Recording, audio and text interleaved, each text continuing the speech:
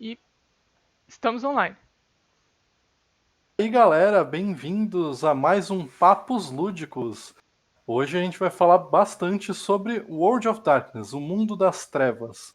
Um mundo que eu, particularmente, sou muito fã há muito tempo e que ele sempre permeou minha vida de RPGista. Então, vou apresentar aqui para vocês a minha colega do CL, Naomi. Por favor, Naomi, se apresente para a galerinha. Olá, eu sou a Naomi, eu sou narradora do Contos Lúdicos e eu sou do clã Toreador. Muito bom. E hoje com a gente, nosso convidado mais do que especial, Diego Ravinos, do Santos by Night. Por favor, se apresente. Oi, eu sou o Diego, com o apelido Ravenous há 25 anos. E, bom, é um prazer estar com vocês aqui. E fogo nos fascistas, né? É isso aí. Sem, Muito bom, sem tolerância. muito bom. Bom, a gente vai começar o papo. Eu acho que dá para a gente falar um pouquinho sobre, principalmente, o nosso carinho pelo mundo das trevas. Para mim, ele foi foi o primeiro RPG que eu tive nas minhas mãos. Não foi o primeiro que eu joguei, mas foi o primeiro que foi meu, assim. Então, até hoje eu tenho uma história muito íntima ligada com o mundo das trevas. A minha primeira tatuagem foi de Mundo das Trevas, foi uma tatuagem de lobisomem. E é até hoje o meu cenário favorito, embora eu goste de todos. Eu gosto até de Múmia, que nem é tão legal de jogar, porque eles são tipo mega chutados e mega poderosos e você não tem muito o que fazer ali. Mas eu queria saber de vocês também um pouquinho da história de vocês, quando começou, seus principais gostos dentro do mundo das trevas. O... Eu conheci o Mundo das Trevas, Vampiro, né? Foi o meu primeiro RPG da vida. Uns meninos me chamaram pra jogar e eu, tipo, nossa, um jogo de criar história. Super, super tô dentro. E aí eu joguei a primeira mini campanha, assim, de 3, 4 sessões. Eles viraram e falaram assim, você curtiu, né? Você vai narrar a próxima. Aí eu fiquei, oi? O quê? Peraí, eu ainda não decorei os dados, quais são.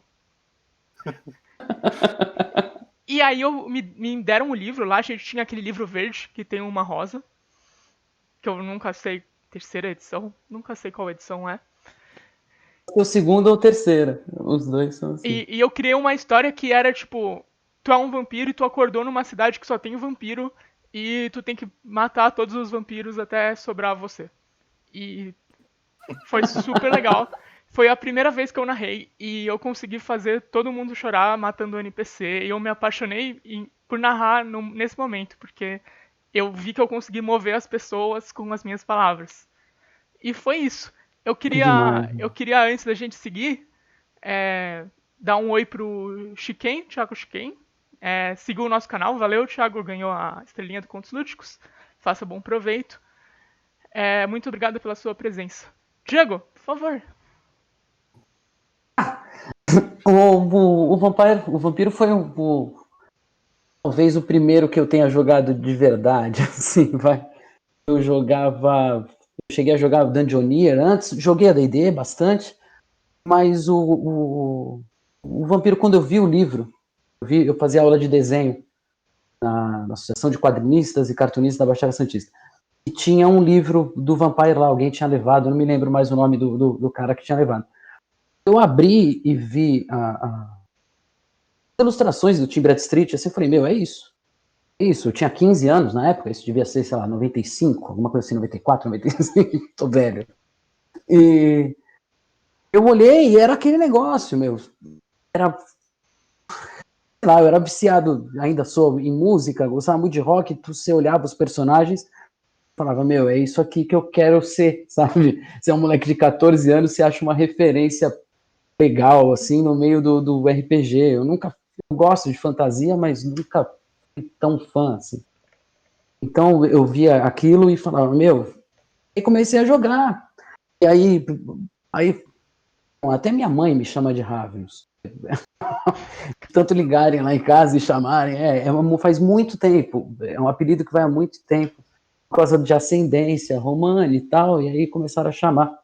Aí eu joguei muito live action, bom, eu amo o Vampire. Pra mim, o Vampiro é o melhor RPG de todos os tempos. Até comentado isso com o Álvaro aqui um pouco antes. Eu ia até comentar. Ele é. O vampiro, o mundo das trevas em geral, ele tem um lance que eu acho muito legal. Que assim, ele é muito ruim em questão de regra. Ele é muito quebrado. E a gente sabe disso, e a gente ama com tanta paixão que a gente continua gostando, e continua jogando, e continua achando bom. E assim, não Porque é o nenhuma coisa. foco não é nisso, né? Exato. Não é nenhuma coisa que eu tô falando assim de, tô falando mal do sistema. Não. O Mark Hagen, o criador, foi perguntado para ele por que ele tinha feito o Tremere tão quebrado. E aí ele falou, porque eu não estava ligando. Eu achei que seria muito massa se vampiros fazem magia. E, cara, ok, foi uma explicação que eu aceitei, tá ligado? Porque eu gosto muito. Eu acho a sacada de chamar o mestre de jogo de storyteller, que já mostra isso, assim, sabe? A mim, e eu conversando com o pessoal que joga antes de mim, que ainda estão vivos, né? O, o Vampire, ele é mais role-playing do que game. Esse RPG, da sigla, jogo de interpretação, eu acho que ele é mais interpretação do que jogo. Quando nasceu, de terceira edição. É um caso à parte. A parte da minha vida, até. Se eu puder, eu pulo. Gosto. Porque o Vampire, ele vem com natureza e comportamento, ele tem conceito, ele tem os merits and flaws, com características psicológicas, traz umas coisas que o AD&D não trazia, que o GURPS já tinha, mas é diferente. O do GURPS, ele ainda era... O GURPS é um sistema muito matemático, né? Ele é muito centrado no NH do negócio. O Vampire, não. Você tem um, você faz o negócio, você tem dois, você faz ainda, você tem três, você é profissional, você tem cinco, você é o melhor do mundo. Uma estatística pequenininha, porque meio que não importa pro cenário, né?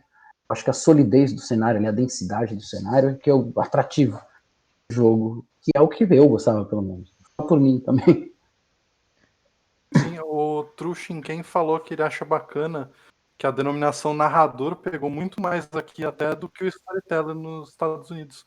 E é verdade, acho que talvez a popularidade que o Mundo das Trevas teve aqui, isso acabou se popularizando mais. E eu, particularmente, eu gosto de usar narrador. Eu não gosto da palavra mestre. Eu acho que a palavra mestre ela traz uma problemática por trás dela que pode ser extremamente perigosa. Eu entendo a galera que usa por questão de porque quando eu jogava D&D era mestre do jogo. E é mestre do jogo, eu sei, mas aqui no Brasil ninguém fala mestre do jogo. E a partir do momento que você coloca alguém na posição de mestre, sem especificar que ele é mestre de alguma coisa, eu acho perigoso, particularmente.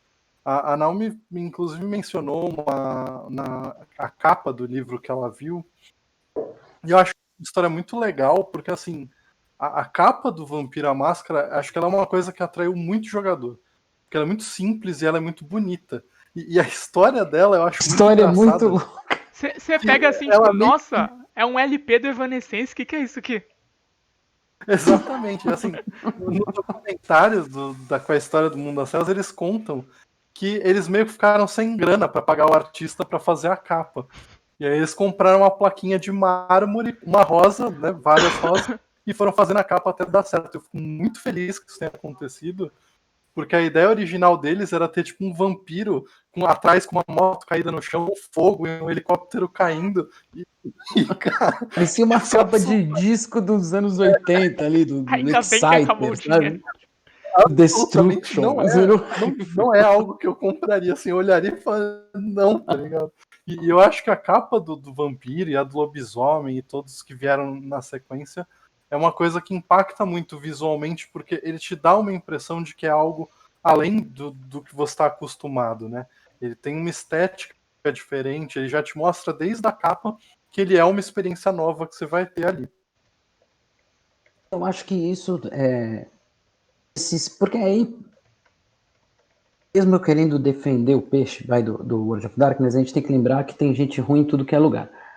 E aí, esse negócio de ser um jogo mais denso levou, eu acho que os jogadores de World of Darkness, de Mundo das Trevas, a se colocar num patamar de jogo mais sério, sabe? Eu acho que isso contou muito negativamente. Eu sinto, hoje em dia, uma aversão, tem uma galera que tem um... eu não gosto do Darkness. Eu acho que vem disso, assim. Eu acho que vem do como os jogadores se colocaram. De ser, não, eu jogo um negócio mais sério, eu não jogo esse negócio da espadinha, do dragão, isso aqui é um terror pessoal. E no final o cara era o vampiro da katana, tá ligado? Exato. Não é? A gente passou por uma geração de vampiros de sobretudo katana e Katana, Kawasaki mas Ninja. isso aí, óculos redondo vermelho. O É cara isso aí. uma bastarda e é tipo um bárbaro de Lucas. Isso não é Isso aí. absolutamente nada diferente, tirando a estética mais urbana. E realmente a gente, principalmente a gente que começou no final dos anos 90, a gente pegou uma fase muito elitista do RPG. Se você não jogava Mundo das Trevas, você era um jogador inferior, você não Exato. tinha, né? E eu acho que isso pegou muito mal, e até hoje tem gente que não joga jogos da linha Mundo das Trevas por questão disso, que jogava D&D, ou jogava GURPS, ou jogava alguma outra coisa, ia chegar na galera descolada, porque era uma galera descolada, a galera do Mundo das Trevas sempre foi a galera descolada da escola. Era tipo a galera mais alternativa, roqueirinha. Tu é mais nova, né? Na nossa época, se você era agora. Vivendo uma Definitivamente não. realidade do meio dos anos 90, assim. A Sim, gente tá falando de 95, era a galera mais 96, você descolada ligava a dentre as rádio. pessoas menos descoladas possíveis. Sim, exatamente isso. Sim. Pra tu ver até onde o elitismo é perverso, né? Era o Você pega oprimido que uma galera oprimia. Isso, é isso aí. Você pega. É o Hunter's Hunted. Você pega a galera do gueto, e aí tem uma galera do gueto que é mais. Não é nem mais cool, porque não era. Mas eram uns caras de preto. Só usava preto e falava de banda de rock, assim, era isso. É isso aí. E aí chegava o cara de bermuda, chinelo, e a gente olhava e falava, você não é legal quanto a gente. Chegava aquele Turno, sobretudo. estereótipo nerd dos anos 90, sabe? O cara de óculos, não sei o que, não colava. Porque a gente era. Um calor. Faço um meia-culpa, sabe? Eu faço um meia-culpa pra caralho, assim. Porque eu era um desses malucos que falava, não, eu não sou esses caras. Eu não sou esse maluco de óculinho, de Dragon Magazine, sabe? Que joga Magic. Eu me achava, não, eu jogo vampiro. Ou sinistro. Não, sabe? Nunca foi. Eu tenho cabelo comprido, né? Todo jogador de vampiro tem cabelo comprido. Mas eu Um monte de brinco na orelha. Eu me achava assim porque a galera assistia série em inglês na minha época e eu assistia anime em japonês. Aí eu ficava, Olha aí. Olha, eu sou trilingue. Vocês não chegam ao meu nível. Tá vendo? Nos anos 90, o Vampire era isso do RPG. O Betaco, não sei como é que chama essa galera. Saiu Matrix, você automaticamente era cool se você jogava vampiro, porque você era o Neo. Eu lembro da calor época. De Santos, eu suando que nem um imbecil de sobretudo e coturno, porque era o estilo, eu tinha que estar de sobretudo e coturno. E aqueles coturno, eu tinha um neoprene preto, aí surfar de preto. Já viu coisa mais ridícula do que isso? Era presente. Surfar à noite, um imbecil. Parabéns, sabe? Sou eu. Teve um momento, né? Tem um momento dark, de verdade, sabe? E eu acho que isso também ajudou muito a questão da mídia na época estar nessa pegada. Porque a gente tinha Matrix, a gente tinha o pós-punk explodindo aqui no Brasil, que veio tardio, porque explodiu nos anos 80 lá nos Estados Unidos, mas a gente estava aqui começando a receber, eu estava até falando mais cedo com o Ravenous, durante muito tempo da minha vida, se alguém virasse para mim e falasse, como você consegue definir o seu gênero musical? Eu pegava um CD chamado Music from the Succubus Club, que era um CD oficial de Vampiro à Máscara, e entregava para a pessoa, porque era isso definia o meu gênero musical, o meu estilo musical. E ele foi feito com um carinho tão grande que não é tipo, cada clã tem uma trilha sonora, não.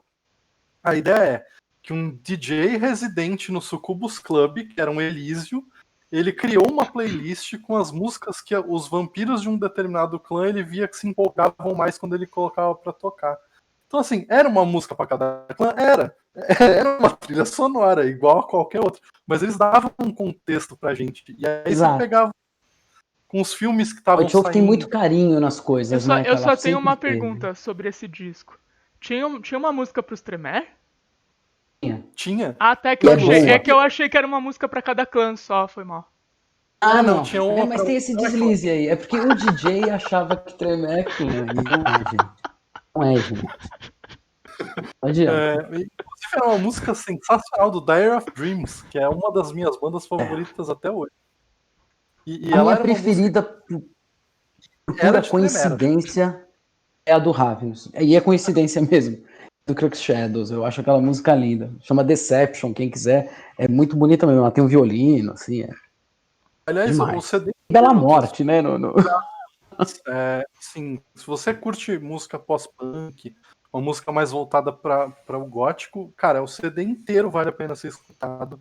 Até as músicas mais animadas também, tipo a dos Bruja, que era uma música mais de dança, de É, animação. A do historiador também. Cara, é eu muito gosto da legal. historiadora. E eu Gosto da gosto disso. Hemoglobin, eu não A lembro. gente tinha na época muita referência vindo ao mesmo tempo. Quando esse CD chegou até mim, ele não chegou quando ele saiu, óbvio, porque ele é mais antigo. Mas quando ele chegou, eu tava tipo no auge do Matrix, assim. Então tudo que eu queria consumir tinha a ver com Matrix.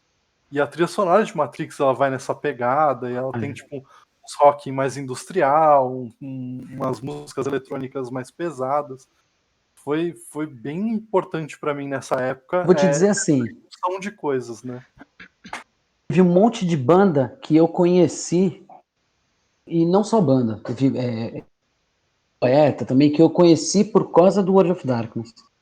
Uma coisa que era muito, que ainda é muito legal dos livros do World of Darkness, é que eles têm umas frases, da onde vem, e é sempre de cultura pop, assim, a grande maioria das vezes. Tem alguns poetas mais clássicos e tal, mas a grande maioria é pedaço de música.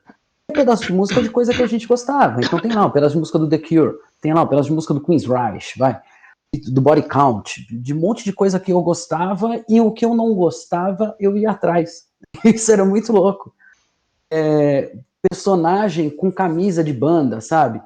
E aí eu lembro do Swans, que eu não conhecia na época, e o Samedi do Player's Guide, ele tá com uma camisa do Swans. E aí eu fui atrás para escutar o que era, sabe? Então o World of Darkness ele te dava muita coisa para tu se ambientar, né? Para criar o ambiente. Eles queriam o que eles tinham desenhado no jogo, assim. Eu acho isso uma outra sacada muito genial do World of Darkness. Uma coisa que Diferente dos outros jogos, você meio que sabe, eles te dão o que eles imaginaram. Não é, sei lá, tem muito cenário de AD&D, o meu cenário preferido de AD&D é o Alcadim. E você meio que você tem a tua interpretação do negócio. Muitas vezes, aí eu fui jogar o jogo de PC, quando saiu lá, dos 3.1, e era outro negócio, sabe? O World of Darkness não, ele te dá o ambiente inteiro, ele te dá a música, ele te dá as referências, ele te mostra cada cara desenhado, ele fala qual é o conceito do cara, qual é o comportamento, o que o cara... Playing tips, né, tem, como chama? Dicas de interpretação, talvez. Cada NPC, assim, se o cara é gago, se não, se o cara não gosta que encoste. Tem personagem, eu lembro do Juggler, do básico, que fala, é irritante falar com ele porque ele não pisca. Então era um negócio, são pequenos detalhes que tu passa pro player, assim, eu acho, é uma coisa minha, a imersão do mundo das trevas muito maior no jogo. E isso é bom e isso é ruim, exatamente até pelo que o Álvaro estava falando do como quem é o seu narrador, se ele é um narrador ou se ele é um mestre de jogo, não de jogo, né? Se ele é um mestre.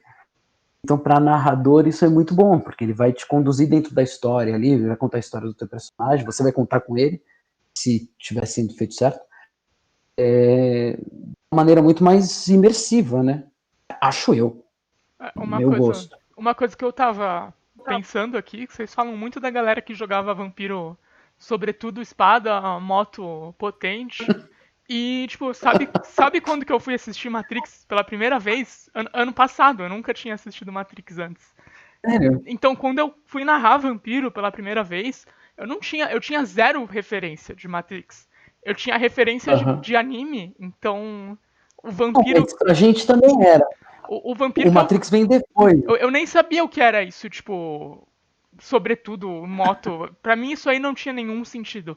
Então eu era, A tipo, minha eu era. trazia no máximo um Hellsing, assim, no máximo do máximo. Oh, meu Deus.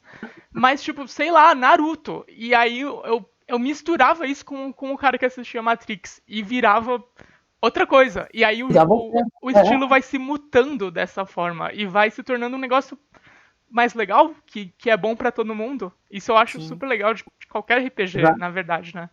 Mas o É que a Vampiro gente- em específico é uma mistura de coisas muito interessantes. A gente. Eu lembro quando saiu uma entrevista com o Vampiro, assim. E, bom, ele tinha, aí esse elitismo do Vampiro ele via além do jogo, né? Se tu não tivesse lido todos os livros, já era ruim. Se tu tivesse lido todos os livros do Vampiro e os livros da Anne Rice, era muito pior. Porque tu tinha que ter lido isso aí também. Tu tinha que ter visto alguns filmes também. Referência a Aí Garotos quando Perdidos. isso, então, é o que eu ia falar. Pra mim, o Vampire, ele é o Garotos Perdidos. A minha referência do que eu via nos jogos, do como eu passava, era aquilo. Aí saiu a entrevista com o Vampiro, deu uma diluída, sim, até no visual, mas pra mim ainda é. Eu tava comentando isso até com o pessoal que joga comigo. A gente tá jogando uma crônica de Wraith, e a gente chegou à conclusão de que o jogo se passa em 95. Porque a gente não consegue imaginar o cenário muito fora disso. O World of Darkness, eu tenho esse problema. O Santos by Night que eu estou escrevendo, ele é do quarta edição lá, mas a pegada é do segundo. Não sei, eu acho que o clima do Gothic Punk lá, o português deve ter ficado punk gótico, que é o cenário do vampiro, né, do mundo das trevas. Ele, para mim, ele tem essa pegada de 90 e poucos, assim, primeira metade dos anos 90, né? Até o V5. O V5 eu já consigo muito ver agora, entendeu? Eu acho que talvez se a falando White Wolf tiver sorte e continuar, né? Porque o V5 foi um sucesso comercial relativamente bom. E acredito que o Airwolf também vai ser. Eu espero que eles continuem a linha, porque eu tenho esse mesmo problema. Tanto que a gente joga aqui, eu narro de 15 em 15 dias uma mesa de Changeling. E eu pensei em ambientá-la nos dias de hoje, e aí eu pensei de novo e eu falei, eu não consigo. Não entra na minha cabeça como isso vai funcionar nos dias de hoje. Aí eu joguei ela para 94, que é um período que eu consigo me adaptar melhor na questão do Mundo das Trevas. O Mundo das Trevas ele tem isso. Eu acho que, por exemplo, para quem começou na geração da Naomi, que não pegou tanta referência anos 90 em cima do bagulho, é muito mais fácil você pensar de uma forma mais ampla e menos engessada no Mundo das Trevas. Eu tenho muito esse engessamento. Tanto que, assim, para mim, basicamente, assim, quem jogou comigo durante 2000 a 2003 viu uma sequência de personagens que eu só tinha uma skin, que era do cara da Kawasaki Ninja e da Katana. Era padrão, qualquer personagem, eventualmente, se ele não tivesse, se eu fizesse um roedor de ossos ou um Nosferatu, eu eventualmente ia conseguir uma Kawasaki Ninja e uma Katana. Que não faz menor sentido, porque. É horrível andar com uma katana pela cidade. Exatamente. E isso, em grande parte, foi culpa do Blade, porque o Blade tinha uma espada maneira que não era uma katana, mas era uma espada maneira.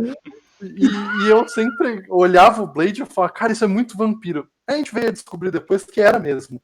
Inclusive, isso deu ruim.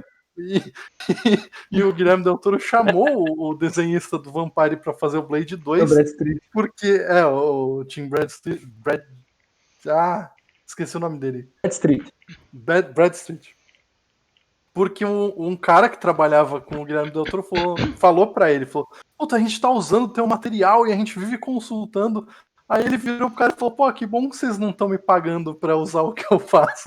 E aí eles chamaram pro Blade 2. Então a estética Mundo das Trevas, ela foi muito impactante. Aí a gente tem essas referências que acabam Underworld, que todo personagem é um Blade, todo personagem é a menina do Underworld. Mas o Underworld rolou até um processo, né? O White Wolf, porque é muito na cara de pau também.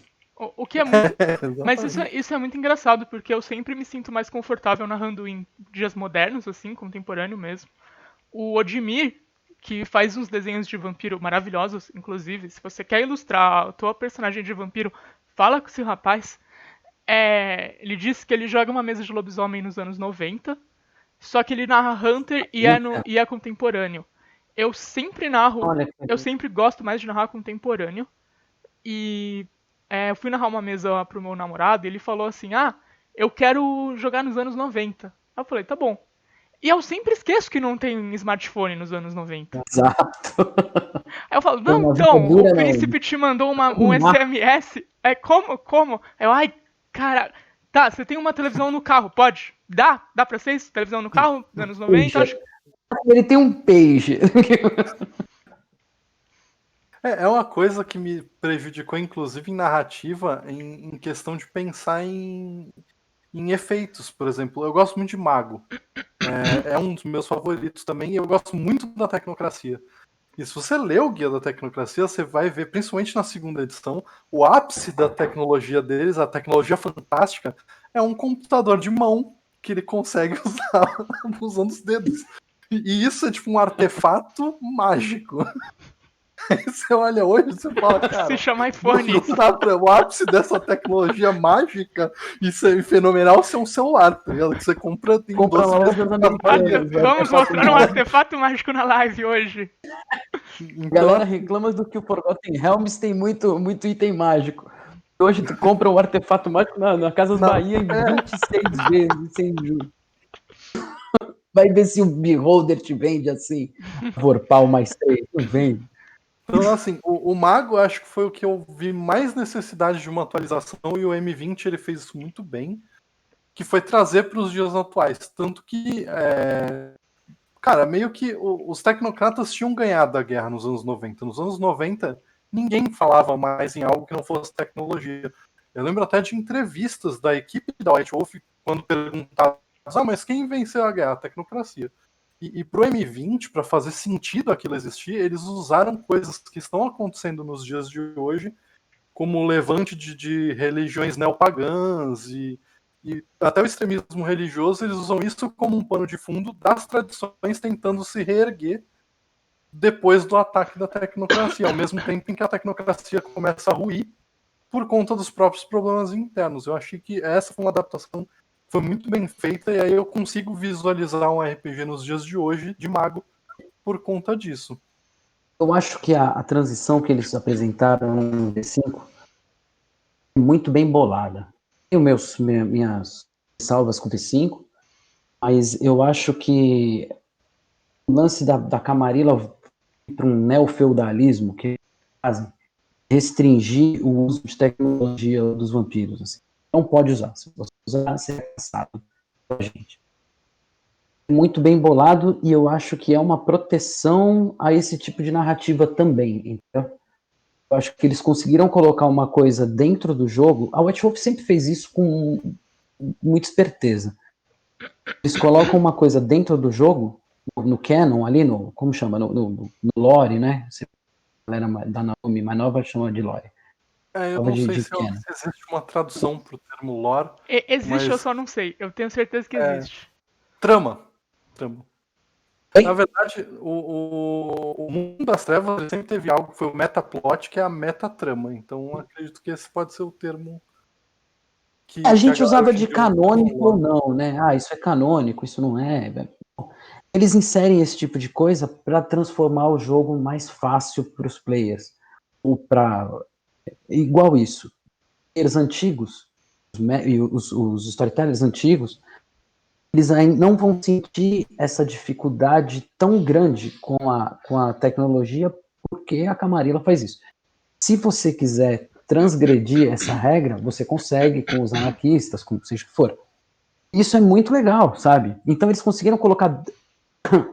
O que eu acho genial é o seguinte: eles conseguiram colocar uma treta entre pessoas que gostam do mundo, tipo, eu gostasse a Naomi, por exemplo, ela gosta de rolar hoje em dia. Eu gosto de rolar nos anos 90. Eles colocaram essa treta dentro do jogo. Porque é o vampiro antigo falando, não pode ter tecnologia porque é facilmente detectável. E o outro cara falando, não, tem que ter porque facilita. Então é a treta do fandom, é o fandom brigando e eles colocam dentro do jogo. Sabá e a Camarilla era assim, muitas coisas dentro do Vampire que eu acho geniais por causa disso, porque é um jogo social. Olha, E é um jogo de.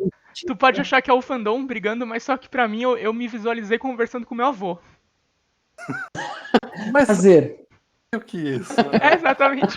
A galera, Não me a galera que é agasalho. saudosista, e eu me incluo nessa galera, acredito que o Ravinus também, a gente é um pouco mais engessado quando a gente fala de Mundo das Trevas. Primeiro porque a gente gosta muito da metatrama. Eu particularmente gosto muito de VNPC, eu já li o histórico, eu gosto. Tirando Tel Bel, eu acho que eu gosto de todo mundo. E mesmo Tel Bel, Eu queria passar um recado aqui, fuck Del Bell, sempre. mas O assim, Walter né? Garcia sempre tá certo, gente. Quem que é teu Bel? Explica aí que Isso. eu não conheço. Tel Bel assim, quando O Del Bell, saíram os ele é um primeiros arco. Clanbooks, saíram alguns Era, né? personagens que são tipo os personagens icônicos do Pathfinder. Personagens que são muito famosos e que vão aparecer em outras coisas. Então eles aparecem em romances, em quadrinhos. No caso do Tel Bel, que era o Bruja icônico, a Lucita, era a Lucita, que era a Sombra, Isso, Cita de Aragão. Lucita de Aragon e o Beckett, que era o Gangrel, eles tinham até bonequinho, chegou a sair tipo action figure deles. Então, assim, eles eram personagens que eles eram muito importantes no cenário. O que eu acho engraçado, que eu durante muito tempo eu buscava muito poder. E isso acaba tornando o jogo um super-heróis da noite, assim. Tanto que hoje em dia é uma coisa Sim. que eu tento evitar. Apesar da minha fama de combeiro, quando se trata de Mundo das Trevas, eu prefiro criar uma história legal e não ter tanto poder. E isso se deve em grande parte por causa dos icônicos. Porque quando eu li a ficha do Tel Bel, eu olhei e eu falava, meu irmão, se eu montar um personagem inicial e me derem 20 pontos de bônus, eu arrebento esse cara. E esse cara é tipo um dos caras mais importantes da história, tá ligado? Ele sobreviveu muitos séculos fazendo muita coisa. E aí você olha e fala, Fazendo tá, muita ok, merda ainda. ter tão overpower nesse jogo. Talvez esse jogo seja uma outra proposta.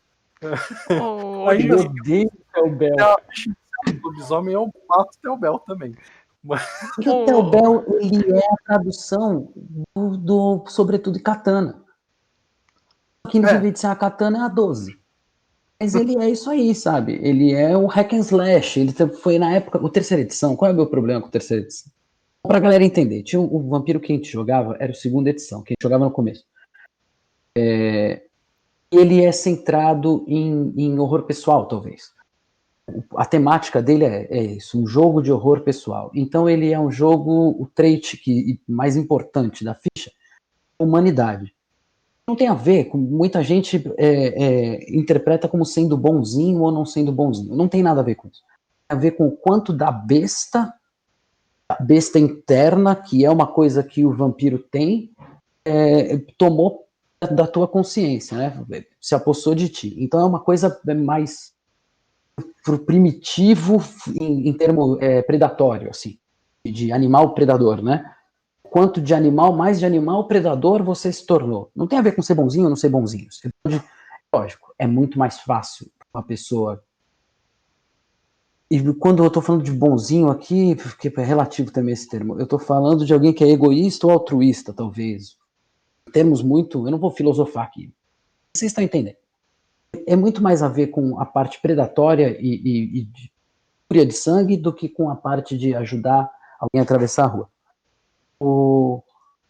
No terceira edição, e o jogo girava em torno disso, de você não se render à besta. Todos os subtítulos que vinham, propaganda, o primeiro era Monster We Are, Least Monster We Became. Tipo, quanto mais monstros nós somos, menos monstros nós nos tornamos. Porque você saciava a besta com uma pequena dose de sangue e tal, não sei o que, e ela não te tomava. Então a coisa, ela ia tangendo por isso, assim. A parte política. Vampire é porque muita gente que reclama e fala, o jogo Vampire é um jogo político. Se você não quer um jogo político, não joga Vampire. Isso. Porque Ou o combina negócio com do todo Vampire. mundo da sua mesa. Porque eu faço eu Exato. faço um vampiro muito focado nas personagens e pouco focado. Isso. Ainda tem, Não, sabe, mas tipo, o Belísio e uma tal. hora você vai ter um monte de estrutura de poder, você vai ter um monte de cargo, É, você não dá vai pra ter fugir, você briga tem por. razão, não dá pra fugir disso. Dá pra fugir.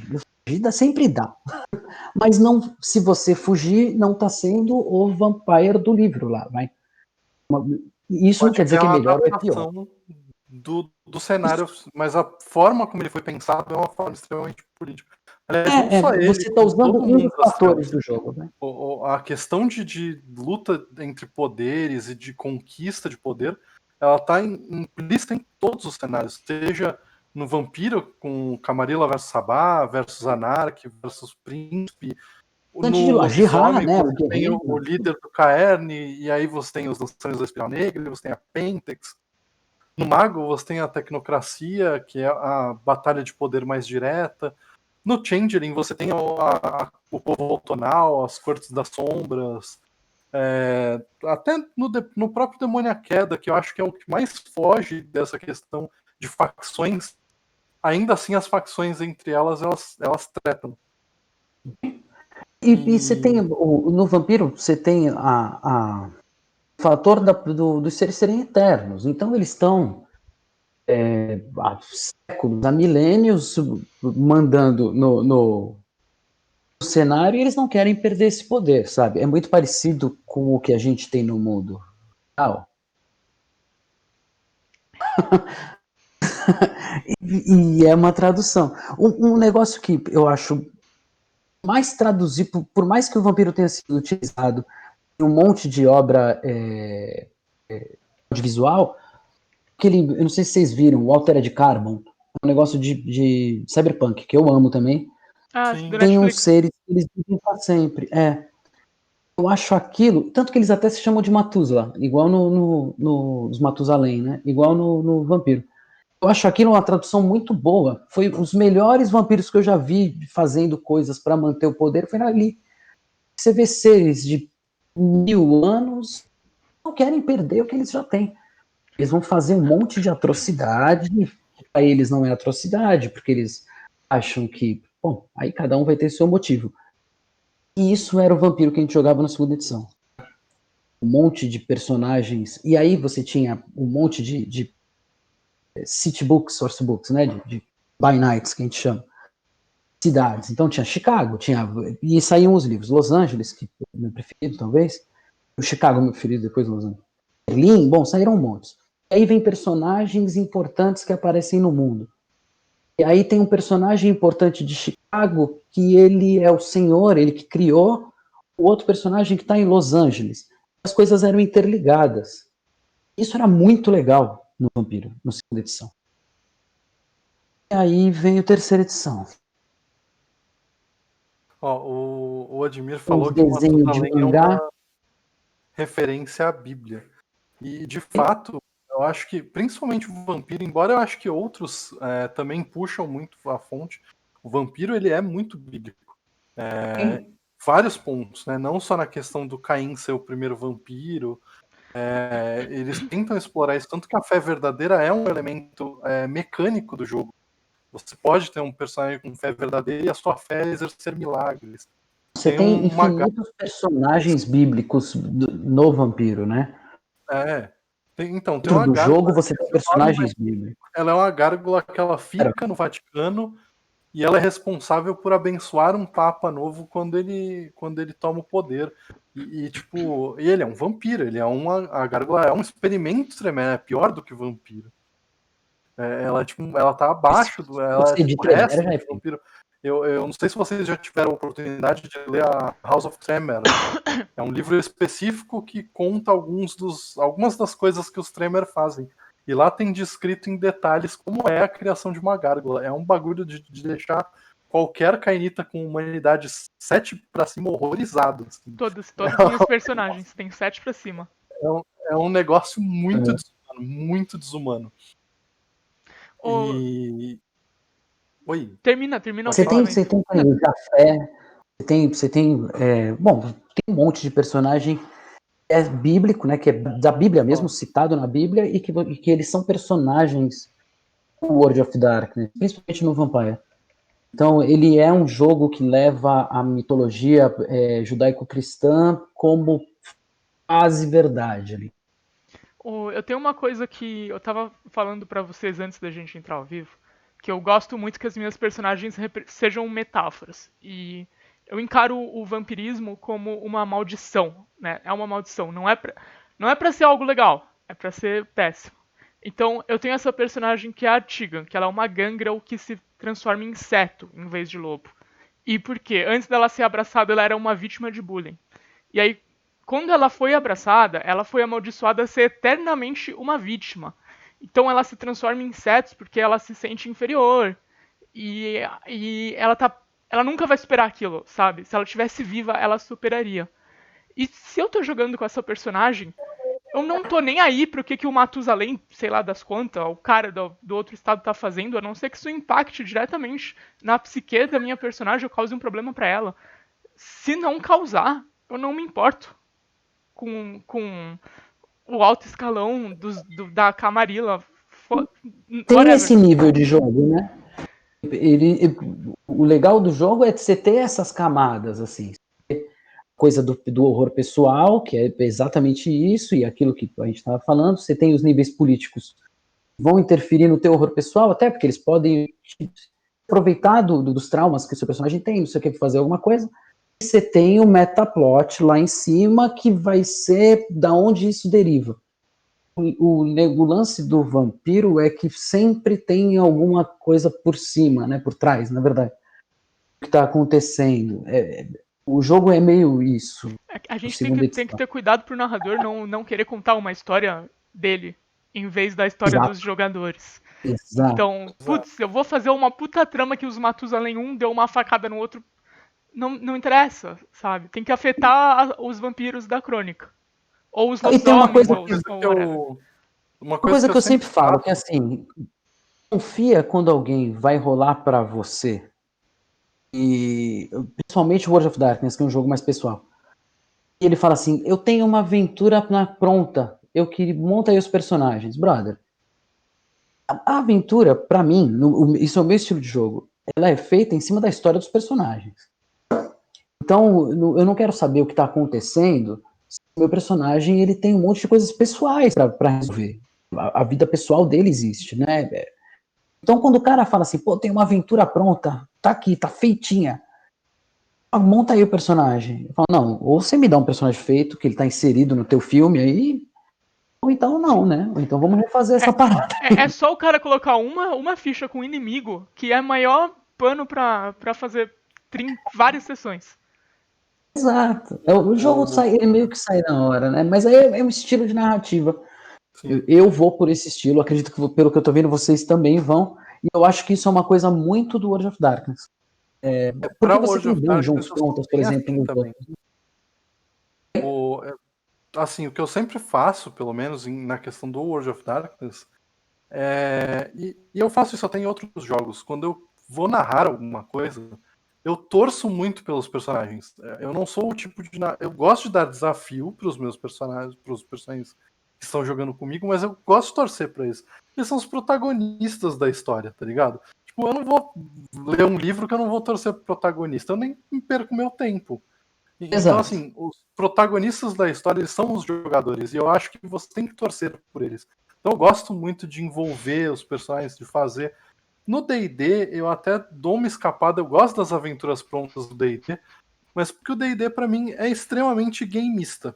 O D&D, pra mim, é isso, ele é mecânica, ele é tipo você pegar e você vai montar um personagem, e esse personagem tem que ser bom, pra você tirar boas rolagens, e rolar com vantagem, fazer coisas, e upar de nível e terminar a historinha que tá lá no livro. O World of Darkness, apesar de eu gostar principalmente de algumas campanhas que foram escritas, eu gosto muito das que misturam cenários.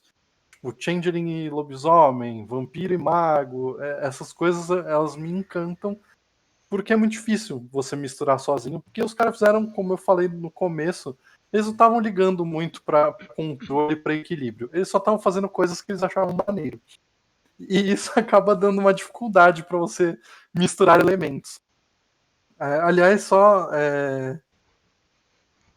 confirmar aqui, porque rolou o Admir Fortes, a Sara, do Sassaricando, e o Facas perguntaram se Tremere é clã, e como nós já havíamos confirmado anteriormente, não.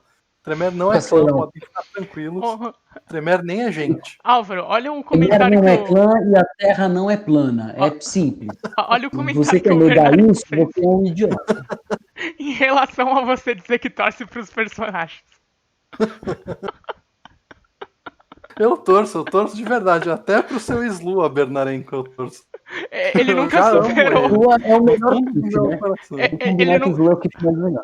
ele nunca superou o fato que ele se embaralhou com os caminhos aquele dia que a gente jogou juntos. Ele nunca superou isso até hoje. Eu gosto muito de Lua, velho. Slow é legal? Slow é Eu legal. também. O que é legal, eu gosto muito de gosto Fu. bastante. Eu gosto de tudo. O Changeling é um dos meus preferidos, assim. O Vampire, o Wraith e o Changeling são os meus preferidos. Eu acho o Changeling ele é um negócio de você contar uma fairy tale, uma fábula moderna, sabe? Assim, falando assim ficou parecendo um filme da Xuxa, né? Mas vocês entenderam o que eu quis dizer. Não é Mas ele é um filme da Xuxa. Não é. E essa é a graça do negócio. O Changeling aqui do não. Contos Lúdicos tá totalmente filme da Xuxa, inclusive eu sou a Xuxa. Mas A tem minha o Sérgio personagem Malandro é de 100% a o Sérgio Xuxa. Malandro de príncipe. Senão não vai. Assim, a ideia do Changeling é justamente brincar com isso. Pra mim, ela é o lúdico na essência. Ela é o cenário em que você pode, que nem eu coloquei pra ele. Um curso de saia de tutu enfrentando uma criatura no meio de um parque. E isso é absolutamente normal e sério. E, assim, e os personagens tinham um risco de morrer por esse urso que tá dançando balé com saia de tutu. Porque é Changeling e as coisas acontecem assim. Eu Elas tenho são até. muito surreais, né? Eu já sei até o E título: você tem, Xuxa quanto e mais a caixa de surreal, brinquedo melhor. mágico. Vocês estão jogando Toy Box, é isso? Tô na Toy Box, no começo da Toy Box. E nós já temos Demais. a Super Xuxa contra O Baixo resgate Astral. na caixa de brinquedos. Eu vejo muito como aquelas coisas do Neil Gaiman, sabe? Do Sandman, assim. Aquela parada meio... Eu vejo muito daquele jeito, assim. Eu joguei uma crônica de... Uma crônica não, foi uma aventura, não sei te dizer, porque não teve final também. Aquele negócio... Os personagens eram tão legais que mal importava. Sabe? É bem aquilo que você estava dizendo, não? A gente era uns personagens, era eu, o Magu, até vendo a gente aí, pelo que me falou, e a gente tinha um bar. E o bar produzia glamour, lá eu esqueci como chama. Mas era pouca coisa. Que não importava. As tramas com o Changeling meio que ficaram muito em segundo plano, assim. Porque o personagem dele acabou contraindo uma doença. E aí era muito daquele negócio, se ele se render para a doença, banality. Então a gente ficava nessa. Eu era Slua no jogo até. E eu não era um cara muito. Eu era amigo dele, a gente era muito amigo dos personagens, mas não era muito simpático. Eu ficava falando pra ele, agora tu se deu mal, não quis usar aí o que tinha que usar, tal, porque não tinha usado camisinha e não sei o que, babá. Tinha toda essa pegada do não perder o glamour para a banalidade que seria nesse momento a parte da doença. Isso é muito legal no Changeling, sabe? Eu acho que o Changeling e o Wraith, obviamente, são os mais fáceis de abstrair o cenário. Você montar a crônica pro personagem. Todos são possíveis de fazer isso. Esses dois eu acho que eles são os que a coisa fica mais legal, sabe? O Wraith por motivos óbvios, né? Você morreu e você tem alguma coisa para concluir. Esse é um Wraith. Você tem tudo concluído, você não vira Wraith. O Wraith em português é o quê? Espectro? É aparição. Aparição também? Não esquecimento. É que o Wraith nunca foi traduzido para cá, então é meio fan-made essa tradução. A comunidade do World of Darkness acabou por dar o nome Aparição e Esquecimento. Se eu não me engano, ela deve ser citada no meio dos livros, eu acho. E ia vir com esse nome, Aparição e Esquecimento, mas eles nunca chegaram a fazer, se eu não me engano. Pelo menos eu não sei. Vai vir como um fantasma.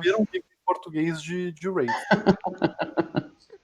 Mas assim, eu gosto muito de como no mundo das trevas a gente consegue explorar a complexidade dos personagens e da história e não ficar nessa coisa por exemplo, vou usar um exemplo de lobisomem, que é o cenário mais vinculado ao D&D, porque ele é o mais que pode ser, basicamente, recebe uma missão, vai, mata os monstros, ganha recompensa, volta, sobe. E é um D&D com pelo, bicho. Então, Mago, eu joguei uma Beast, campanha, é uma campanha que Rogue. durou 1 ano e meio, quase 2 anos, mais ou menos. Foi uma das coisas mais legais, uma das experiências mais bacanas que eu tive, porque foi muito fora da caixinha.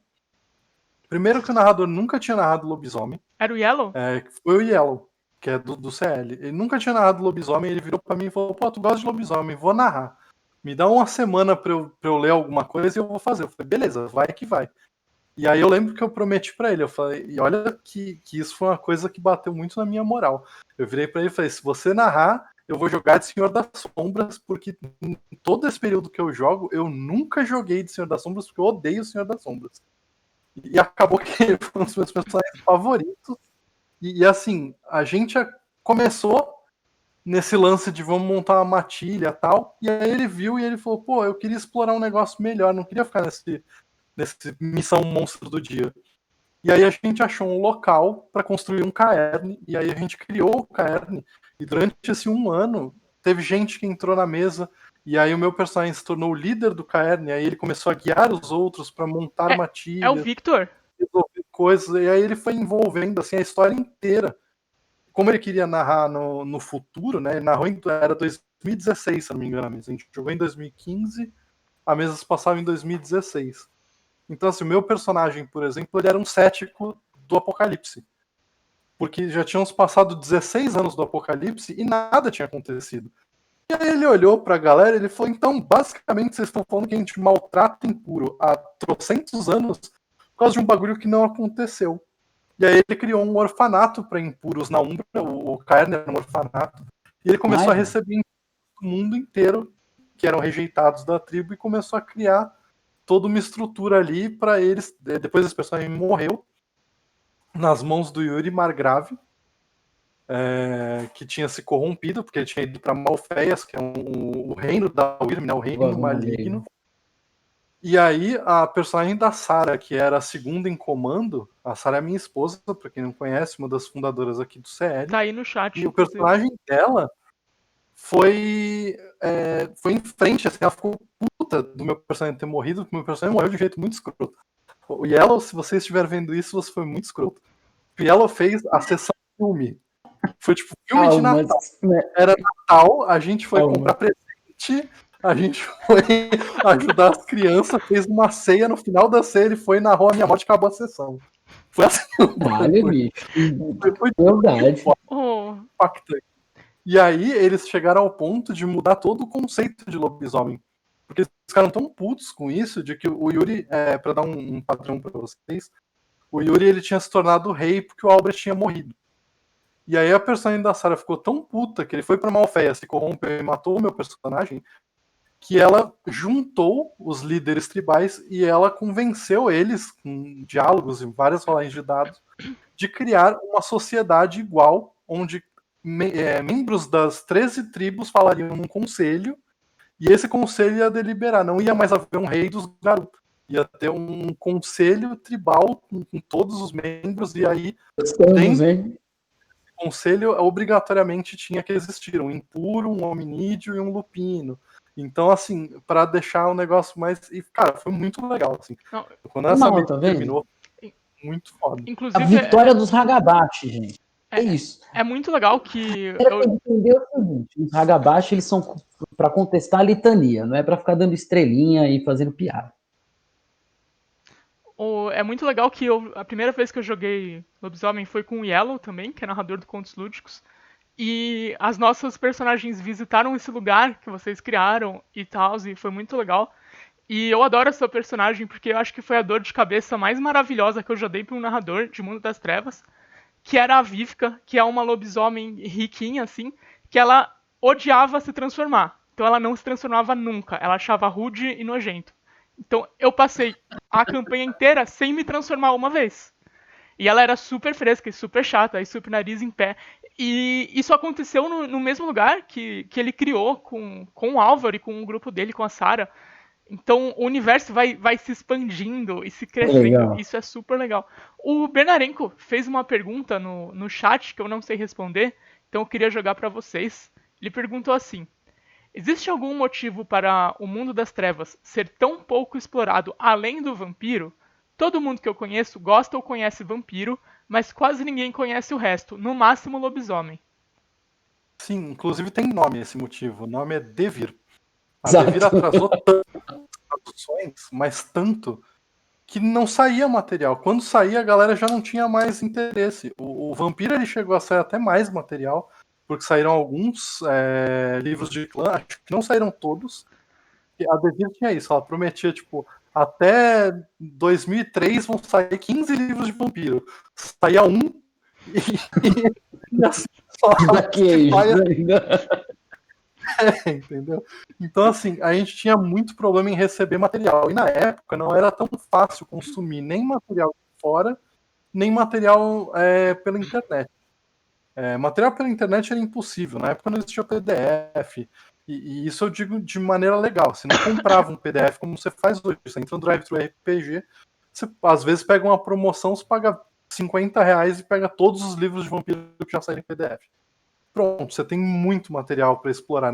Quando a gente começou a jogar, você tinha o livro básico de vampiro, que tinha em todo lugar, o livro de lobisomem, que tinha em alguns lugares, e o livro de mago, que tinha naquela loja, a galera que jogava RPG frequentava e pedia pro cara comprar. Ah, Bankstato. Então, assim, no caso aqui, isso era Bankstato. E mesmo assim não tinha sempre.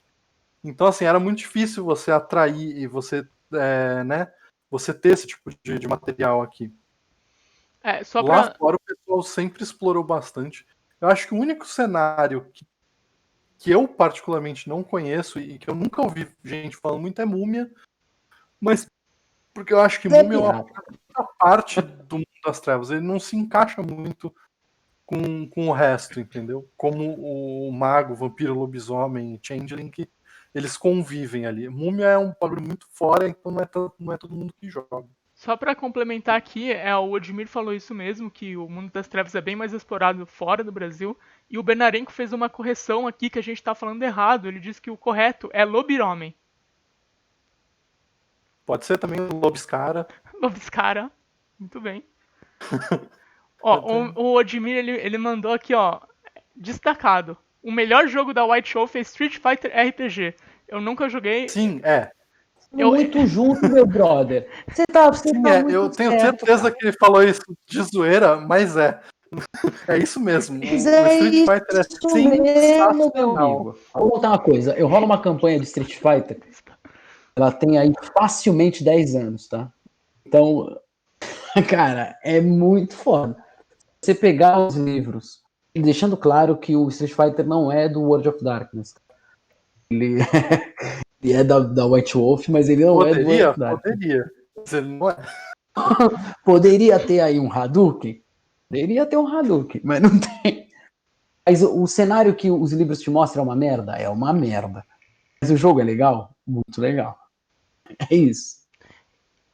Eu gosto muito e assim, foi um dos primeiros sistemas que eu tive pós-lobisomem, porque aqui no Brasil ele não veio pela Devir como tudo, então ele obviamente não atrasou, ele veio pela Dragão Brasil, que lançou 3 edições especiais, que era um livro completo, o sistema completo traduzido para capa mole, mas assim, era um sistema de RPG completo que você tinha comprando na banca, e era muito barato. Ele virou uma febre, o Street Fighter virou uma febre uma época aqui em Santos.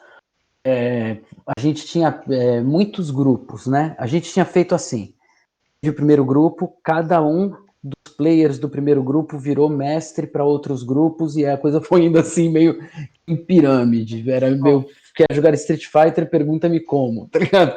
Da Herbalife. O Admir resgatou mais um destaque aqui e falou que não é zoeira, que ele tem um fanzine de Street Fighter RPG com tipo umas 30 edições já. Então, cara, parabéns. Cara, eu tenho um material foda, a gente vai trocar ele. E eu acho que, cara, dá pra explorar muita coisa. É um sistema que saiu meio pra eles tentarem pegar a onda nos jogos de videogame que tá saindo, mas eu acho que deu super certo, assim. o estilo de Ele é um combate, eu sistema, acho ele é um muito legal. wargame, né, cara? Ele acaba sendo um sistema, um card game dentro do RPG, assim, é muito bem bolado. Inclusive O o Street Fighter é Odimi, sensacional. o Odimi, que é ilustrador, ele posta de vez em quando uma personagem que ele parece que tem muito carinho, porque ele sempre fala muito feliz dela. E o resto do grupo sempre aparece xingando ele nos comentários, mas ele sempre posta da Nico, que é uma lutadora russa lá, e eu acho linda essa personagem. Pô, E eu já queria trazer aqui outra pergunta que mandaram no chat, o Benarenko mandou uma pergunta relacionada. Vocês herdaram muito material de outros jogadores? Eu comecei jogando porque eu ganhei livros do pai de um amigo, do pai de amigos. que demais. O velho, tamo velho. Não, eu particularmente, eu comecei minha coleção sozinho. Minha coleção começou assim, eu jogava Magic, que todo mundo na escola jogava Magic, porque tinha uma banca na frente que vendia carta. E aí todo mundo comprou, e aí eu fui engabelado, como toda criança, por um cara mais velho que pegou uma carta que valia acho que uns 30 mango na época, que era muita grana, e me deu 2 cartas que tinha sombra, com a desculpa de que elas eram muito poderosas, só criaturas com sombra bloqueavam. Aí eu fiquei muito Te deu um bravo Brain quando eu Life. soube que eu fui enganado. E aí um cara me falou, pô, tem uma revista na banca que tem os preços das cartas. Então pega lá, compra, porque aí tu não é mais enganado. E aí eu comprei minha primeira Dragão Brasil. E aí Ah, acabou o Magic pra mim. Porque aí eu li e eu vi, eu falei, cara, é isso, achei o meu nicho. Eu quero jogar este jogo pro resto da minha vida. Peguei todas as minhas cartas de Magic, vendi. Aí eu juntei o dinheirinho que eu ganhava o resto do mês. E aí eu comprei o meu Lobisomem, que foi o meu primeiro livro. Daí eu fui comprando outros ao longo do tempo, durante uma época que eu estava um pouco melhor de grana e o dólar não era 2 rins, eu comprei muita coisa no eBay e assim, eu tive muitos achados, coisas de achar um pack de livros de mago por 38 centavos de dólar. Foi tipo a melhor compra que eu fiz. Acho que comprei uns 6 livros de tradição por 68 centavos de dólar, que na época deu tipo R$ 3. Assim. E aí depois eu tive alguns problemas financeiros, tive que me desfazer de parte da minha coleção. Hoje em dia eu tenho meus xodós que estão aqui, ó. Deixa eu ver se vocês conseguem ver. ah, Todos esses aqui são de Mundo das Trevas. Então tem vampiro, lobisomem, mago, múmia, demônio. Que é o que me sobrou hoje. mas De então, livro. já, Eu já, tenho uma caralhada de livro, que são muitos anos, igual o Álvaro, são muitos anos jogando e a gente vai comprando. Muita coisa eu comprei, a grande maioria eu comprei. Muitos são de amigo que você pega emprestado e esquece de devolver, ou o cara some, isso acontece, amigo, acontece muito. Inclusive, Tem muito aconteceu livro meu sumido. tem livros que eu não vendi, eu sei que eu não vendi, e eles não estão aqui em nenhum lugar. Exato, Alguém exato. e eu não falo mais. O meu, E, né? mas, Most Wanted, sabe, o Kindred Most Wanted, eu sei com quem tá. Eu sei com quem tá. Tem muitos anos. mas então, eu Eu queria saber, precisava, eu queria, já que vocês não receberam livros, vocês passaram livros, vocês fizeram pessoas começarem a jogar porque vocês passaram livro, ou porque vocês chamaram alguém que. Vocês têm esse tipo de influência, assim, no ciclo de vocês? Vampire tem muito disso, eu acho. Acho que todo RPG tem, né? Acontece,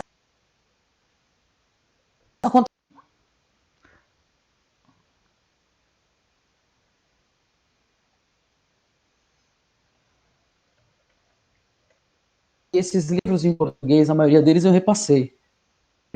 Tem um amigo meu que eu dei o Werewolfers Guide pra ele até. Os dois em português. Diego, eu caí, ninguém ouviu, você vai ter que repetir, por favor. Começa de novo, por favor. Obrigado. Eu recebi muito livro também, assim. Acontece, né? Dos gente que ou tem o livro em inglês e aí ganha o livro em português, ou ganha um outro livro mesmo, já tem, ou que não gosta, o cara. O White Wolf tem muito do cara, eu sou fã de Werewolf, e aí ele não gosta de vampiro. Aí o cara ganhava um livro de vampiro e ele passava pra mim, ou qualquer coisa do gênero, ou o contrário. Tem essa babaquice aí também. Não a babaquice de passar o livro, a babaquice de não gostar de um porque gosta do outro. Eu gosto de Rolling Stones, eu não posso gostar de Beatles. Tem essa merda. O Mel E aí Wicked eu Mel, quase sempre repassava. o Mel Wicked Mel falou que o mestre dele é isso? O antigo mestre dele tá com Vampira Máscara e vive marcando de devolver e nunca devolve. Eu preciso agradecer aqui publicamente o André Facas, que está no chat, porque ele ficou quase 10 anos com o meu Mago Ascensão, e ele não só me devolveu, como ele me deu, como juros e correção monetária, ele me deu o Guia da Tecnocracia. Então, assim, a gente tem que agradecer quando há uma honestidade no negócio, né? Espera mais um pouco, Mel, que vai chegar o teu dia. Eu tinha o Laws of the Night e o Antagonist. Eram os livros de live action. Quando a gente parou, eu e mais 2 caras que eram.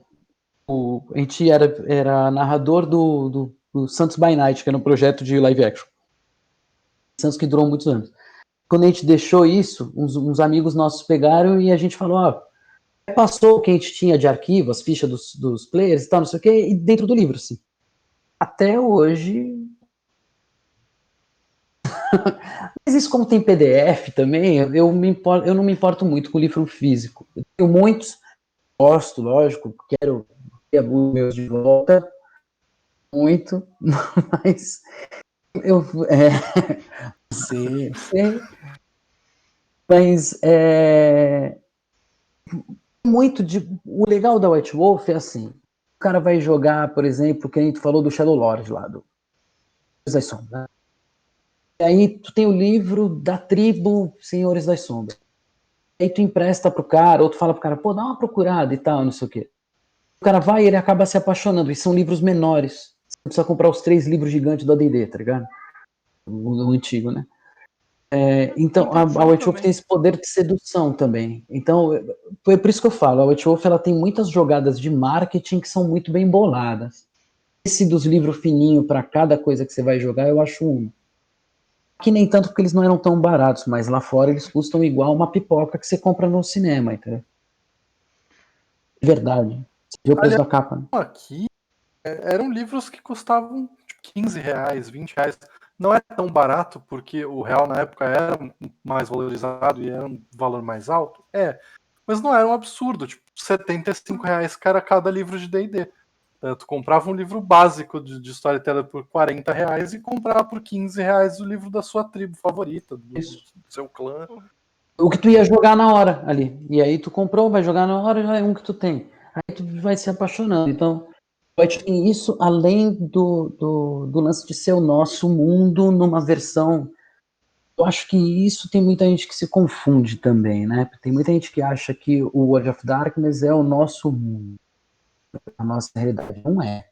O World of Darkness é um mundo paralelo, uma versão mais decadente da nossa sociedade.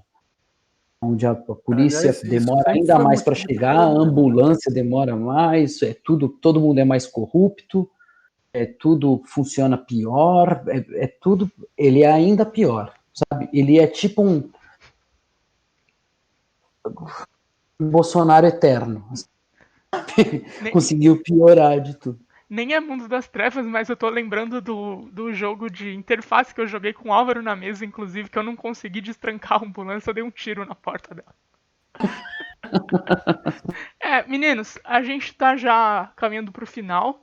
Eu queria trazer dois assuntos pra gente conversar. Um vai ser pro Álvaro e um vai ser pro Ravenous, tá? Primeiro, Álvaro, porque eu queria que a gente pudesse falar um pouco sobre o live action que aconteceu aqui em Santos, o live action que o Contos Lúdicos organizou. Teve vários já na cidade, mas só que teve um que foi muito especial, que foi o nosso. E foi muito legal. Queria conversar um pouquinho sobre isso e depois, pra gente encerrar, queria que o Ravi nos falasse sobre o Santos by Night. Bom, eu particularmente gosto muito de live action. Eu cheguei a jogar em vários aqui de Santos, muito possivelmente alguns que o próprio Ravenous tem organizado, embora eu não conhecesse ele antes, mas ele era uma pessoa bem frequente no círculo de live. E aqui Santos sempre teve uma comunidade muito grande de live. E isso foi se perdendo com o tempo. Para quem não sabe, live action é um estilo de jogo que eu acho que se popularizou muito com o Vampiro. Não é que ele nasceu com o Vampiro, não acho que isso aconteceu. Mas assim, a diferença entre o LARP e o live de Vampiro era muito gritante. E eu acho que na forma como são os lives de Vampiro, eu acho que isso nunca vai haver uma coisa igual. E eu joguei um live e durante muitos anos ficou sem nada. Que a cidade foi acabando, o RPG, o pessoal foi, acho que principalmente pelo boom de jogos eletrônicos e MMOs, acabou que o RPG deu uma caída na cidade e isso foi acabando. Aí quando a gente começou Contos Lúdicos, a ideia sempre foi fazer a galera voltar, não só apresentar o RPG para galera nova da cidade, mas fazer o pessoal das antigas voltar. Isso, com os papos, foi surgindo a ideia de fazer um live. Tanto que inicialmente a ideia do live não era fazer Vampire, mas acabou que não dá, né? A gente sempre volta para a fonte de tudo. Então a gente fez o live de Vampira Máscara, foi na Gibiteca de Santos, foi um lugar que você deu espaço pra gente, parceiraços, e assim, é muito bom você poder contar com o órgão público para você poder fazer esse tipo de atividade. No caso, a Gibiteca ela é vinculada à Prefeitura Municipal e à Secretaria de Cultura, e eles sempre deram muito suporte para a gente fazer nossas atividades. Mas assim, eu acho que seria muito legal você falar um pouquinho, Naomi, sobre a sua experiência como jogadora nesse live, porque para mim foi muito gratificante fazer, e eu tenho certeza, já tinha inclusive conversado com o Ravenous antes, e a gente já estava em planejamento. Infelizmente o isolamento social aconteceu, mas a hora que a quarentena acabar, que a gente puder normalizar nossas atividades, com certeza nós voltaremos à prática de live, porque é uma coisa que eu acredito que vai trazer muito para o RPG aqui em Santos. Então, se você puder falar sobre O... sua experiência. Eu fui jogadora do LARP, né? Que é Live Action Roleplay, que é a interpretação ao vivo. E, putz, foi a primeira experiência que eu tive com o V5 ao mesmo tempo. E foi muito legal. Eu sempre fui uma jogadora de RPG que tem uma veia mais interpretativa. Eu sempre levanto quando eu tô jogando. Tipo, numa cena mais intensa, eu levanto da cadeira, eu gesticulo muito. E o LARP foi, assim, pra mim foi perfeito. Eu amei todas as partes do processo, a fantasia, assim. Eu vou colocar na tela, porque eu tenho muito orgulho do, da roupa que eu estava vestindo. A minha personagem era uma toreadora chamada Cleo. E, putz, eu me esforcei muito pra ficar legal, assim. Foi muito divertido. Eu pintei o cabelo, eu fui comprar roupa, eu fiz maquiagem e a gente putz, eu não consigo nem falar direito, que foi. Até me emociono, foi muito legal. É, o jogo foi assim, um encontro no Elísio e tal, e pelas fofocas que estavam rolando lá, parecia que tinha um traidor. E tava pra acabar, né, o live. E eu decidi usar Presença 2, que é o olhar assustador, contra o príncipe, no Elísio. E aí todo mundo veio pra cima e teve briga, teve bruxa me batendo e. Putz, foi muito louco. E aí mudou tudo. E. Só que basicamente o que mais. Eu tô me enrolando um pouco porque eu gostei tanto que eu não tô conseguindo me concentrar. Mas eu acho que o que eu mais gostei foi que, tipo, o meu coração tava batendo o tempo todo. E cada ação que eu fazia no jogo, diferente de eu ter que descrever, eu tinha que ir lá e fazer. Então tinha muito peso. Então tinha muito realismo. E isso é demais, porque eu pude viver. Eu esqueci quem eu era, eu pude viver uma personagem. Eu acho que tem gente que não gosta de LARP. Se você não gosta, tudo bem, direito seu. Mas se você nunca jogou, eu acho que é uma puta de uma experiência incrível. É a melhor Forte, né? forma de se jogar numa história, esquecer os teus problemas um pouco e ser aquele personagem incrível, fantasioso que você nunca vai ser, porque não existe isso, mas tu vai ser sim, no LARP. É isso. Bom, Eu acho que esse efeito é o efeito que a gente busca até quando a gente monta um LARP. O live ele é para isso, ele é para te dar um impacto que uma mesa nunca vai poder te dar. E assim, eu já joguei lives de várias formas, algumas que eu tava com um orçamento muito baixo, de eu estar de camiseta, bermuda e tênis e tá com a escrito aqui terno para falar que eu estava de terno. Mas teve outros que eu tinha um pouco mais de condição no momento que eu pude, e eu acho que isso é muito legal, assim. Eu cheguei a montar um terno na época, eu pedi ajuda da minha avó, que costurava vestidos de noiva, eu comprei um terno branco e um terno preto num brechó, porque era um personagem que ele se vestia de uma forma dual, meio que nem o Duas Caras. E aí eu comprei os dois, ela descosturou e costurou para fazer um terno meio a meio. Mas, Cara, a gente fez uns negócios muito doidos, foi muito legal. A gente Eu acho que teve. essa é uma experiência que a gente. Todo mundo tem que ter pelo menos uma vez, eu acho. Se você Ah. gosta de RPG, tenha a experiência de um live, porque ela é dura e ela é transformadora. Eu acho que ela muda até a sua forma de ver a mesa de jogo depois. Porque quando você tá no live, você tá tão empolgado, você tá tão dentro daquilo, que quando você vai interpretar um personagem na mesa, você quer ter um pouquinho disso. Então você acaba explorando mais o roleplay por questão de você querer ter essa experiência mais completa. A gente teve um jogador no nosso LARP, que era o Felipe, que ele. Putz, ele é psiquiatra, ele é pai, ele era muito mais velho do que todo mundo que tava lá. Ele devia ter já uns 40 e poucos anos e ele, então, ele disse que já jogou vários lives. Provavelmente você conhece ele, Diego. E conheço muito. ele Namorei com chegou. uma prima dele. Olha lá. E ele chegou, depois que acabou o LARP, ele falou assim: Esse foi o LARP mais divertido que eu joguei na vida. Isso porque foi o Que primeiro maneiro. LARP que a gente tava organizando, sabe? E, cara, foi muito feliz, assim. E quando a minha personagem, né, que era eu, desafiei o príncipe, foi tipo. Foi tipo dar um soco na polícia, sabe? Foi. Eu tava com medo, de verdade. Eu tava sentindo várias sensações. E eu acho que todo mundo estava nessa vibe, porque era sério, é o príncipe, cara. O príncipe, ele tava lá, ele tava. Putz, muito legal. É muito bom. É uma experiência muito forte. Eu joguei muito live, organizei muito live. É muito legal. É exatamente o que você falou. Eu acho que quem nunca jogou se dá a liberdade de jogar, sabe? Isso. Tenta passar por cima desse, eu não gosto. Não vai perder nada. Tá lá e você vai ver. É uma outra coisa, cara. É um outro jogo. É igual eu falar pra você, vamos jogar um board game. Tu fala, não, não gosto de banco imobiliário. Não, cara, é outra coisa. Eu acho até Outro. que é uma questão de vergonha que a galera tem, que é uma vergonha que eu, por exemplo, não tenho, até por questão de jogo de mesa. Eu não, aqui em casa não dava para trazer o pessoal para jogar sempre. Então, muitas vezes eu tive que jogar em posto de gasolina, tive que jogar dentro do extra, na praça de alimentação. Quando você joga RPG num lugar público, você tem muito menos trava de se vestir e jogar. Tá?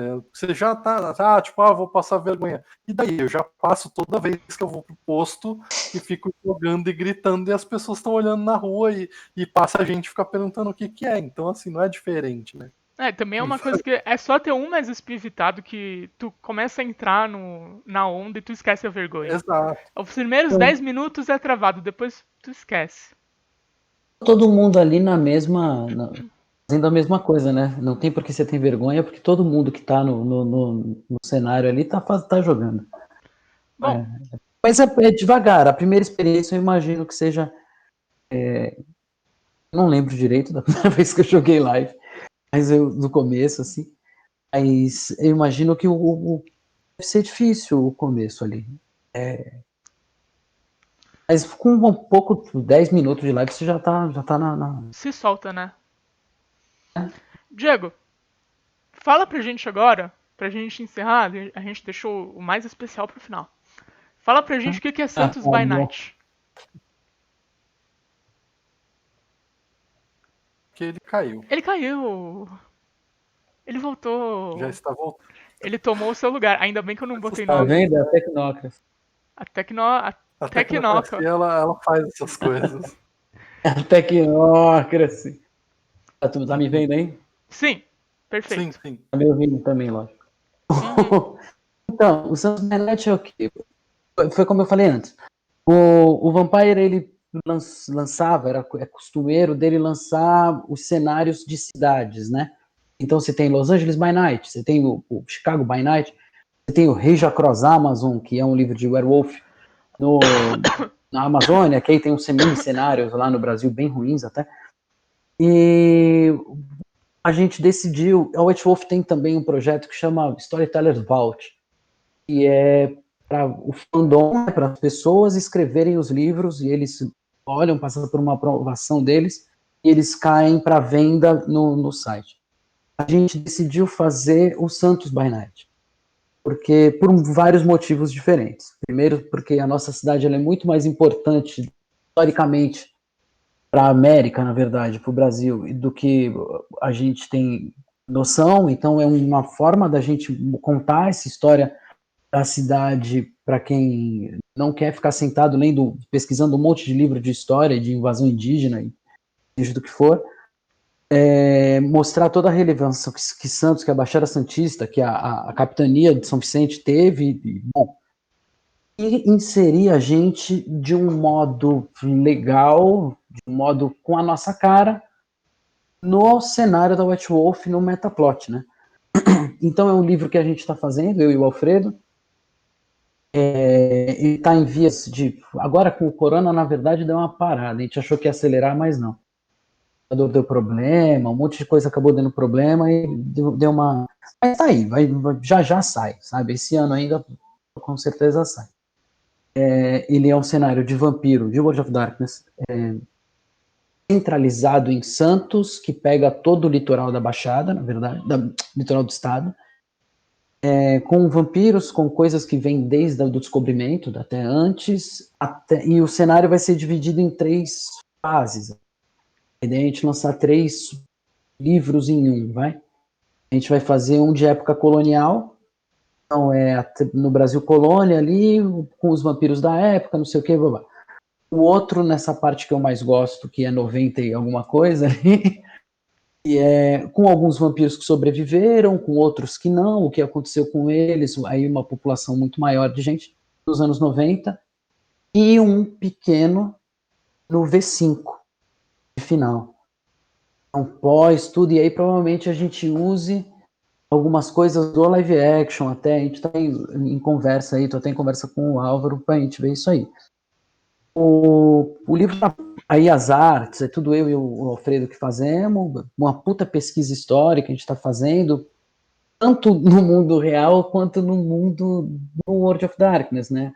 Porque por a gente gostar muito do negócio há tanto tempo, lido tanto, a gente quer colocar muitas referências de personagens que já existem para ficar amarrado no metaplot. Tá?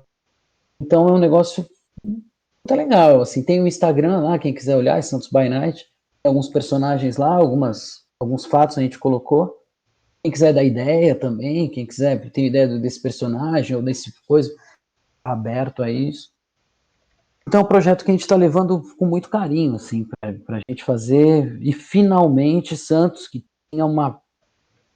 Naomi, você não faz ideia de como era isso daqui no meio dos anos 90 com o Vampire. Era Em assustador. todo lugar que você ia, tinha alguém jogando Vampire. Eu ouço histórias. É Apenas sério. as histórias lendárias. E sumiu, sabe? Esses jogadores sumiram. Muitos ficaram velhos, né?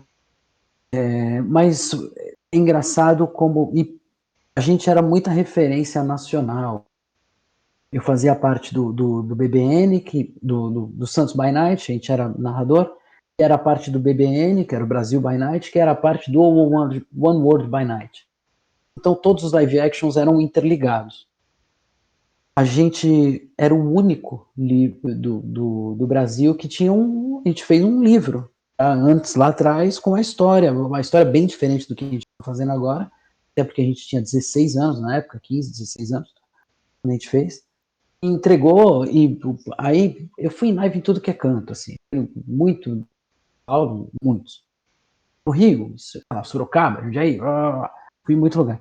E todo lugar que a gente ia, o pessoal falava, pô, o Santos é muito estruturado, assim. A gente levava coisa séria, não sei se essa é a palavra certa, porque a gente fazia umas bagunças.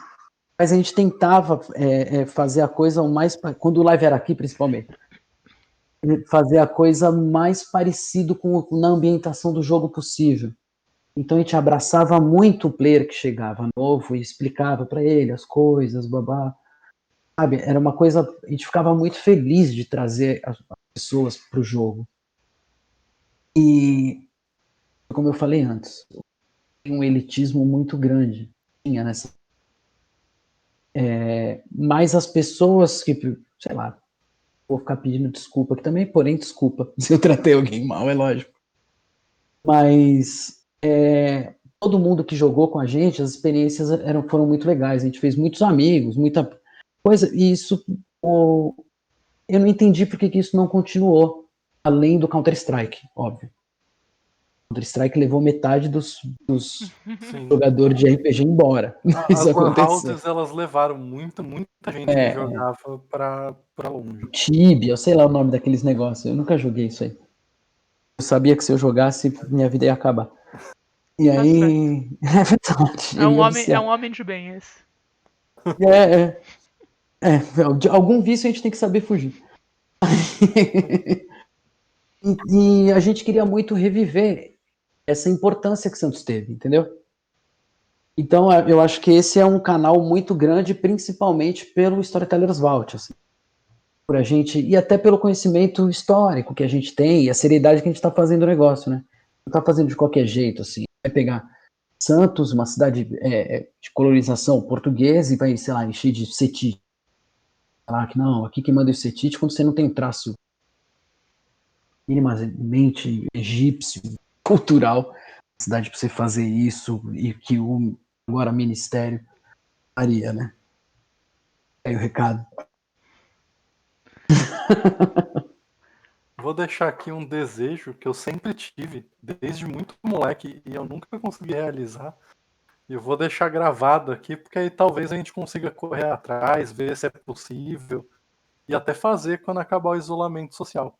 Eu sempre quis jogar um live de época colonial lá na Fortaleza da Barra. Quem não é de Santos pode dar uma pesquisada no Google, que é um lugar muito maneiro, e eu já vi gente fazendo casamento lá.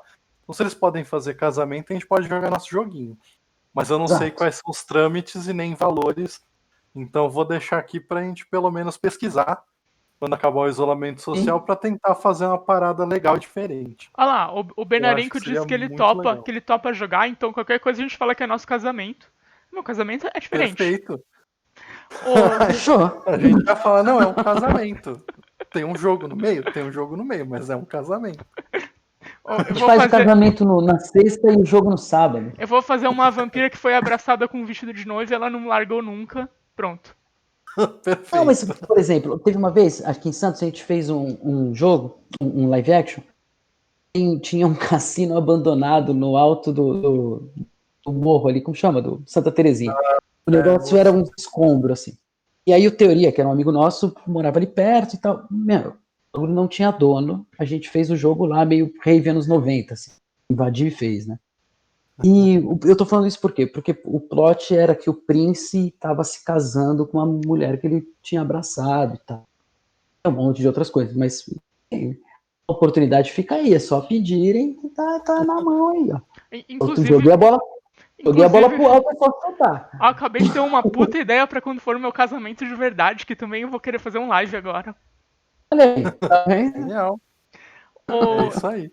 Então, eu vou aproveitar agora que o Benarenco mandou uma mensagem perguntando qual o arroba do Ravenous.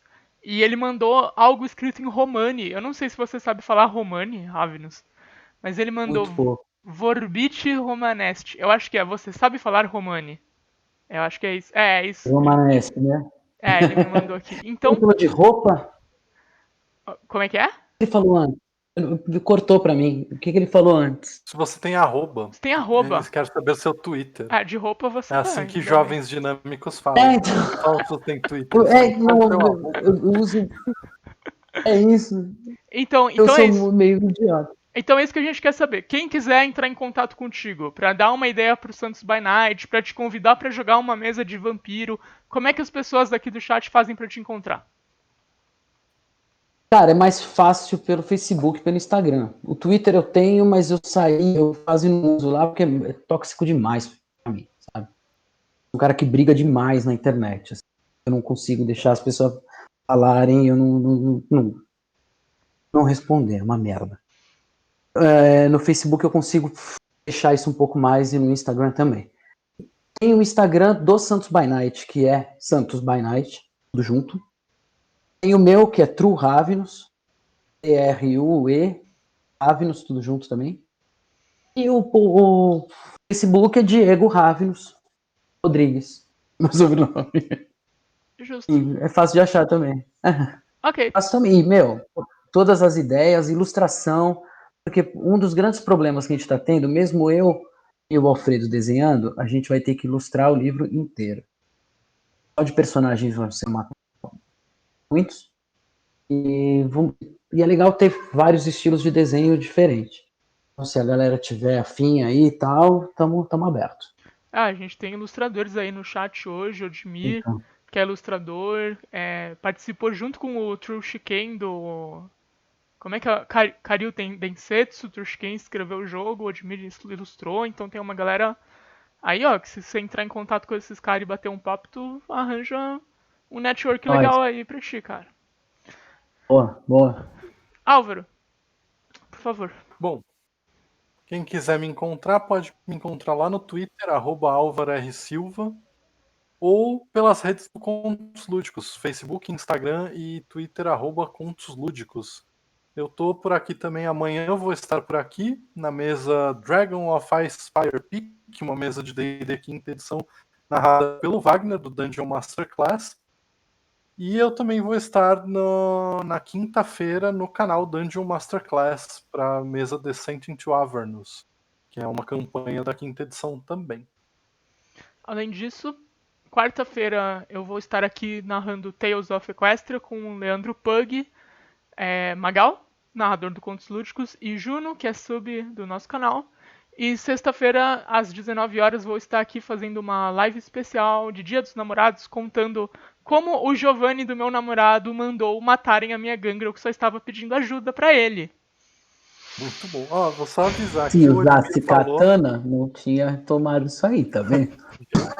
O Odmir Fortes falou que ele também ilustrou algumas aventuras de Chamado de Cthulhu e falou pra você depois falar com ele que ele faz uma participação especial.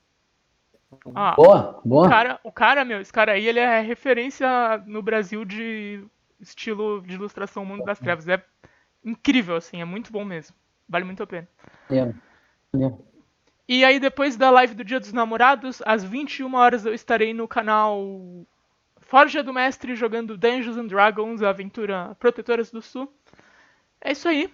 Vou colocar o nosso calendário na tela enquanto a gente faz uma raid, vamos de Pug, já que ele vai jogar aqui quarta-feira conosco. Vamos de Pug. Aqui o nosso calendário.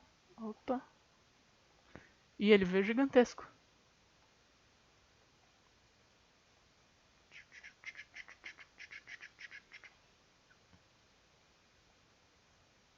Não é pra tanto, mas gosto bastante desse estilo. Ah, eu sou o maior fã do Odmir. Maior fã. E fica, tipo, parecendo ilustração do livro mesmo. Real. Que maneiro. Realzão, depois dá uma Eu olhada. fiz as que tem no Instagram lá, quem fez fui eu, né?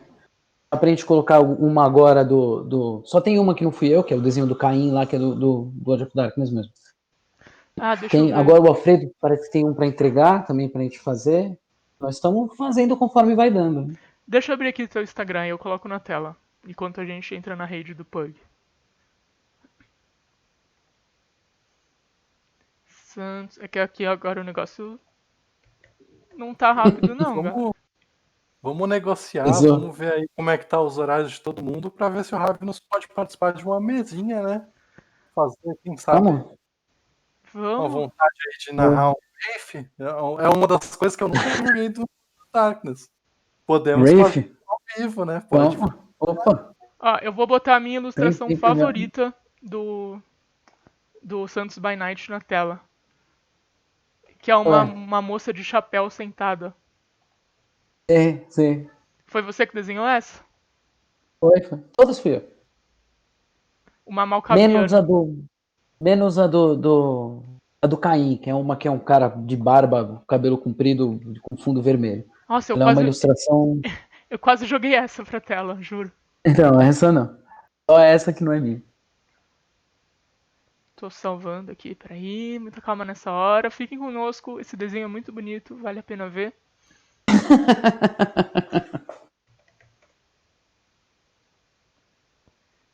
Deixa eu tirar aqui o nosso calendário que tá na nossa cara. Mas isso de a gente fazer algumas mesas realmente era uma boa.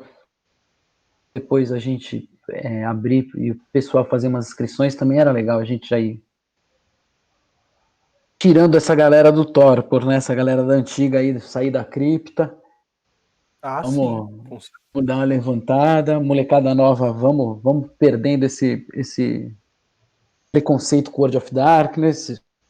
Tem porquê. Eu não gosto, não sei o quê. E a gente já foi pro Pug. Já fomos pro Pug, já estamos offline, podemos falar palavrões e mal de